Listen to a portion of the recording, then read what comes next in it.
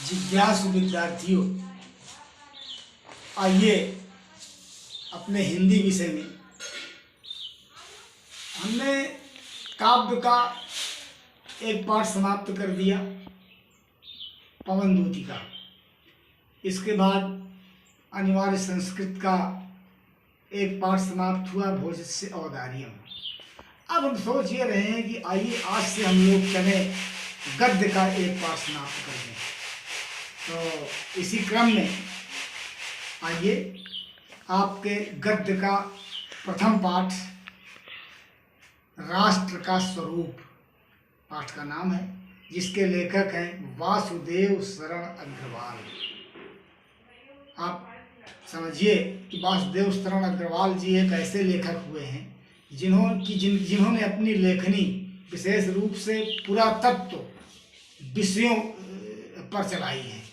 जो ऐतिहासिक और पुरातत्व संबंधी विषयों पर जिनके निबंध अधिक पाए जाते हैं, और ये निबंध जो है, ये राष्ट्र का स्वरूप जो है, इसमें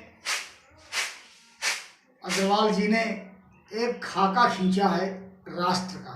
राष्ट्र का निर्माण कैसे होता है, देश का निर्माण कैसे होता है, देश कह किसे सकते हैं, या देश में क्या क्या चीज़ें होनी चाहिए देश होने के लिए, राष्ट्र बनने के लिए। तो इसमें तीन चीज़ों का अगर सम्मिलन हो जाए तो उसको राष्ट्र की संज्ञा दे दी जाती है।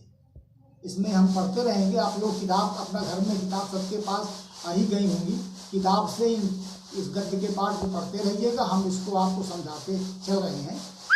राष्ट्र के निर्माण के लिए तीन चीज़ों का होना जरूरी है।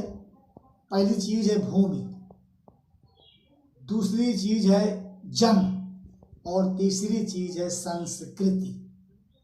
तीन चीज़ें अगर मिल गई तो राष्ट्र का निर्माण हो जाता है। अगर तीन में दो मिली एक न मिली तो राष्ट्र नहीं हो सकता है, या एक मिली दो न मिली तो भी राष्ट्र नहीं हो सकता है। जब तीन चीज़ों का सम्मिलन होगा तभी राष्ट्र का निर्माण हो सकता है। अब आइए देखिए, हम चल रहे हैं। पहली चीज़ है भूमि। राष्ट्र के निर्माण का पहला तत्व, भूमि के बिना किसी राष्ट्र का निर्माण हो ही नहीं सकता है। अर्थात कोई भी राष्ट्र, कोई भी देश जो होता है, आप पढ़ते हैं, नक्शा देखते हैं आप, हर देश का अपना एक नक्शा होता है। भारत का एक नक्शा बना हुआ है, अमेरिका का एक नक्शा है, चीन का, पाकिस्तान का, बांग्लादेश का, जितने भी देश होते हैं इनका अपना एक भूमि होता है, एक भूभाग होता है कि कितनी दूर में कहाँ से कहाँ तक में हमारा ये देश है, वो हमारी जमीन है, वो हमारी भूमि है। हमारे सरकार के द्वारा बनाए गए कानूनों का जो पालन यहाँ के रहने वाले लोग, इतनी इतनी सीमा के अंदर रहने वाले लोग करेंगे, इसी को कहते हैं भूमि। अर्थात पृथ्वी, जितने बड़ा हमारा देश है उसके अंदर आने वाली जो पृथ्वी है वही होती है भूमि। और अगर भूमि नहीं है, पृथ्वी नहीं है, किसी देश के पास कोई जमीनें नहीं है, तो देश की कल्पना ही नहीं हो सकती है, क्योंकि राष्ट्र का निर्माण कहाँ होगा, भूमि के ऊपर होगा। तो देखिए, भूमि, भूमि पर बसने वाला जन और जन की संस्कृति, इन तीनों के सम्मिलन से राष्ट्र का स्वरूप बनता है। भूमि का निर्माण देवों ने किया है, वो अनंत काल से है। उसके भौतिक रूप, सौंदर्य और समृद्धि के प्रति सचेत रहना हमारा आवश्यक कर्तव्य है। भूमि के पार्थिव स्वरूप के प्रति हम जितने अधिक जागरूक होंगे, उतनी हमारी राष्ट्रीयता बलवती हो सकेगी। यह पृथ्वी सच्चे अर्थों में समस्त राष्ट्रीय विचारधाराओं की जननी है। जो राष्ट्रीयता पृथ्वी के साथ नहीं जुड़ी, वह निर्मूल होती है। राष्ट्रीयता की जड़ें पृथ्वी में जितनी गहरी होंगी, उतना ही राष्ट्रीय भाव का अंकुर पल्लवित होगा। इसलिए पृथ्वी के भौतिक स्वरूप की आद्योपांत जानकारी प्राप्त करना, उसकी सुंदरता, उपयोगिता और महिमा को पहचानना आवश्यक है। अर्थात अगर हम अपने देश की, अपने राष्ट्र की भूमि के विषय में नहीं जानते हैं पूरी तरह से, तो इसका मतलब हम सच्चे अर्थों में अपने देश के सच्चे नागरिक नहीं हैं। इसीलिए अपनी भूमि के विषय में हमको आद्योपांत जानकारी करना, हमारी भूमि कहाँ से शुरू होती है, हमारा राष्ट्र जो है, हमारे राष्ट्र के पश्चिम में सीमा कहाँ तक है, पूर्व में कहाँ तक है, उत्तर की सीमा कहाँ तक है, दक्षिण की सीमा कहाँ तक है, यही उसका एक आद्योपांत जानकारी है। और जब हमको अपने देश की भूमि के विषय में जानकारी होगी तो हमको अपने देश के प्रति प्रेम होगा, राष्ट्रीयता की भावना ज़्यादा मजबूती के साथ हमारे अंदर पैदा होंगी। इस कर्तव्य की पूर्ति सैकड़ों हजारों प्रकार से होनी चाहिए। पृथ्वी से जिस वस्तु का संबंध है, चाहे वो छोटी हो या बड़ी हो, उसकी कुशल प्रश्न पूछने के लिए हमें कमर कसनी चाहिए। पृथ्वी का संगोपान, अध्ययन, जागरण शील राष्ट्र के लिए बहुत ही कर्तव्य माना जाता है। गांव और नगरों से सैकड़ों केंद्रों से इस प्रकार के अध्ययन का सूत्रपात होना आवश्यक है। उदाहरण के लिए पृथ्वी की उपजाऊ शक्ति को बढ़ाने वाले मेघ जो प्रतिवर्ष समय पर आकर अपने अमृत जल से इसे सींचते हैं, हमारे अध्ययन की परिधि के अंतर्गत होना चाहिए। अर्थात पृथ्वी के अंदर जितनी चीजें आती हैं, भूमि के अंदर जितनी चीजें आती हैं, उनके सबके विषय में हमको अध्ययन करना चाहिए, जानकारी करना चाहिए। जैसे मेघ, बादल बरसते हैं आकर के पृथ्वी पर, और जब बादल बरसते हैं तो उनके जल से नए अंकुर फूटते हैं, पृथ्वी में फसलें पैदा होती हैं, तो हमको बादलों के विषय में भी अध्ययन करना चाहिए। और क्या है, जब हमारे चारों ओर से हमारे ज्ञान के कपाट खुलेंगे तब सैकड़ों वर्ष से शून्य और अंधकार से भरे हुए जीवन के क्षेत्रों में नया उजाला दिखाई देगा। धरती माता की कोख में जो अमूल्य निधियां भरी पड़ी हैं, जिसके कारण वसुंधरा कहलाती है, उससे कौन परिचित न होना चाहेगा। लाखों करोड़ों वर्षों से अनेक प्रकार की धातुओं को पृथ्वी के गर्भ में पोषण मिला है। दिन रात बहने वाली नदियों ने पहाड़ों को पीस पीस कर अनेक प्रकार की मिट्टियों से पृथ्वी की देह को सजाया है। अब कहने का मतलब ये है कि इस पृथ्वी को वसुंधरा कहा जाता है। ये भूमि जिसको है, इसको वसुंधरा नाम दिया गया है। इसको रत्न गर्भा भी कहते हैं। इस पृथ्वी के अंदर, इसके गर्भ में, इसके नीचे बहुत प्रकार की धातुएं हैं, बहुत प्रकार के खनिज भरे पड़े हुए हैं। तो हम नागरिक होने के नाते अपने राष्ट्र के, हमको अपने राष्ट्र की पृथ्वी के अंदर जो खनिज तत्व भरे हुए हैं, जो धातुएं भरी पड़ी हुई हैं, वो हमारे अध्ययन का विषय होना चाहिए। उनके विषय में हमको अच्छी तरह जानकारी होना चाहिए। और क्या है, पृथ्वी की गोद में जन्म लेने वाले जल, पत्थर, कुशल सिद्धियों संवारे जाने पर अपने प्राकृतिक सौंदर्य के प्रतीक बन जाते हैं। नाना भांति के अनगढ़ बिंद की नदियों के प्रवाह में सूर्य के धूप के चिलकते रहते हैं। जब सुंदर चतुर कारीगर पहलदार कटाव पर लाते हैं, तब उनके प्रत्येक घाट से नई शोभा और सुंदरता फूट पड़ती है। अर्थात पृथ्वी के अंदर जो पहाड़ हैं, जो पत्थर हैं, इन बड़े सुंदर सुंदर पत्थर हैं।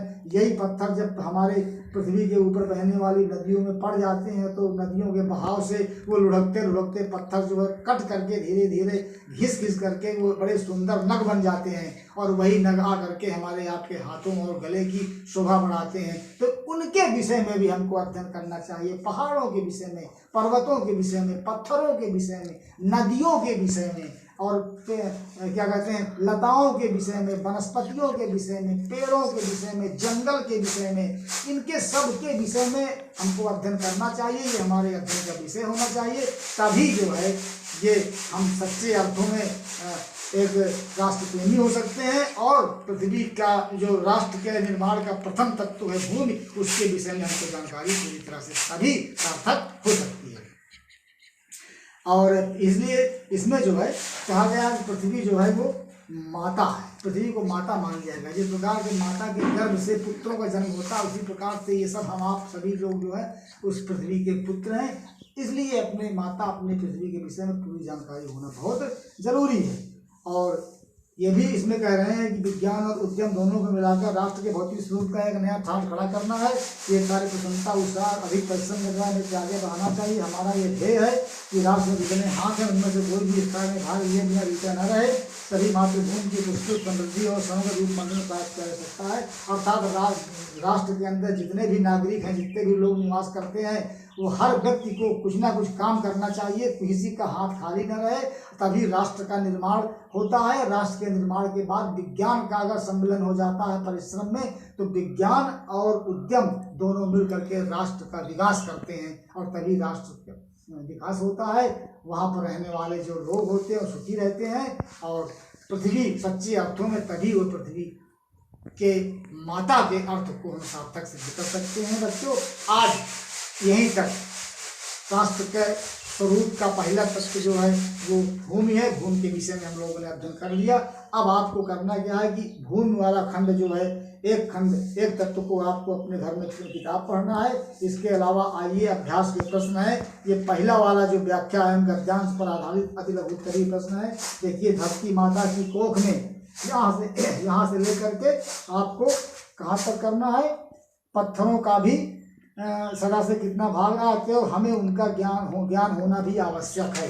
धरती माता की कोख से लेकर के आगे चले जाइए, ज्ञान होना भी आवश्यक है। यहाँ तक पढ़ करके इसके नीचे किताब में आपके प्रश्न दिए हुए हैं। इन प्रश्नों का उत्तर आपको अपनी कापियों में लिख करके होमवर्क में भेजना है। समझ लीजिएगा ठीक से। राष्ट्र के स्वरूप का प्रथम तत्व भूमि, भूमि को इसको पढ़ लीजिए अच्छी तरह से। पढ़ने के बाद अभ्यास के प्रश्न नीचे दिए हुए हैं, उसका पहला वाला आपको करना है का। पहला का आपने व्याख्या संबंधी धरती माता की कोख से लेकर के आपको ज्ञान होना भी आवश्यक है। यहाँ तक पढ़ लिए ठीक से, और इसके नीचे ठीक नीचे प्रश्न दिए हुए हैं, प्रश्नों का उत्तर इसी में से छांट करके आपको लिख करके मेरे पास भेजना है। धन्यवाद।